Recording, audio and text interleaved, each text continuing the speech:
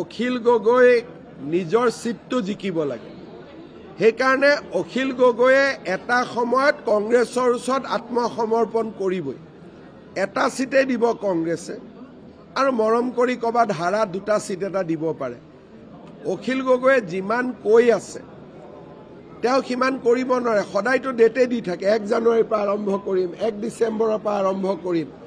অখিল গগৈ বৰ্তমান ফেচবুক কৰে আৰু ফেচবুকত তেওঁৰ বিৰুদ্ধে কোনোবাই কমেণ্ট দিলে সেই মানুহকেইটাৰ লগত ডিজিটেলি তেওঁ কাজিয়া পেচাল কৰে।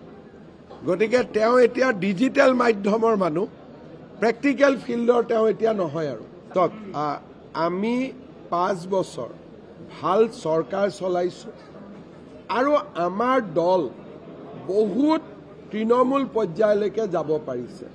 সেইকাৰণে বিৰোধীৰ কি হৈছে কি হোৱা নাই তাক আমি বহুত চিন্তা কৰা নাই। আমি মাত্ৰ আমাৰ সভাপতি মহোদয়ে এইমাত্ৰ ভিতৰত কৈছে যে আমাৰ টাৰ্গেট এইবাৰ 50%ৰ ওপৰত ভোট লোৱা। গতিকে আমি আমাৰ ৰেকৰ্ডবিলাক ভাল কৰিবৰ কাৰণে চেষ্টা কৰি আছোঁ।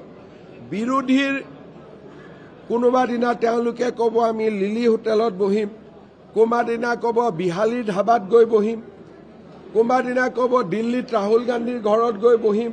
গতিকে তেওঁলোকৰ যদি যেনেকৈ মই অখিল গগৈয়ে কৰা ফেচবুকবিলাক চাওঁ, ৰাতি চব কাম তাম শেষ কৰি গা পা ধুই শোৱাৰ আগতে অখিল গগৈৰ মই ফেচবুক লাইভবিলাক চাওঁ। কাৰোবাক জহনী বুলি গালি পাৰে, কাৰোবাক কিবা বুলি গালি পাৰে, ৰাতিটো ভাল টোপনি যায়। গতিকে ৰিক্ৰিয়েশ্যনৰ কাৰণে আকৌ কয় এইবিলাক পাহৰি গলি নেকি, অমুক কৰিলি নেকি।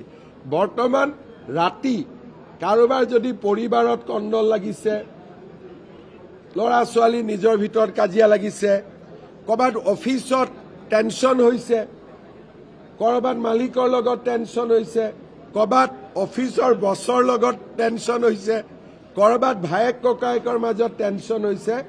বৰ্তমান অসমত আটাইতকৈ ডাঙৰ মেডিচিন হৈছে ৰাতি অখিল গগৈৰ ফেচবুক চোৱা। আৰু মই নিজে চাওঁ, মই এক প্ৰকাৰ ফেন হৈ গৈছোঁ অখিল গগৈৰ ফেচবুক লাইভ চোৱা।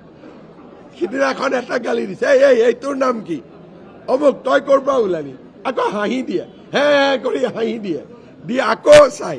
গতিকে বৰ্তমান আটাইতকৈ টেনশ্যন ৰিলিজৰ কাৰণে আটাইতকৈ ভাল হৈছে অখিল গগৈৰ ফেচবুক। তেওঁ এতিয়া উকিলো হৈ গ'ল, জাজো হৈ গ'ল। হাইকোৰ্টত কাম নাই, সুপ্ৰিম কোৰ্টৰ কাম নাই, ছেছন কোৰ্টৰ কাম নাই। চাৰ্জশ্বিটখন পঢ়ি তেওঁৱে জাজমেণ্ট দি আছে। তাৰমানে অখিল গগৈ এণ্টাৰটেইনমেণ্টৰ বাদে এতিয়া বাকী একো নহয়।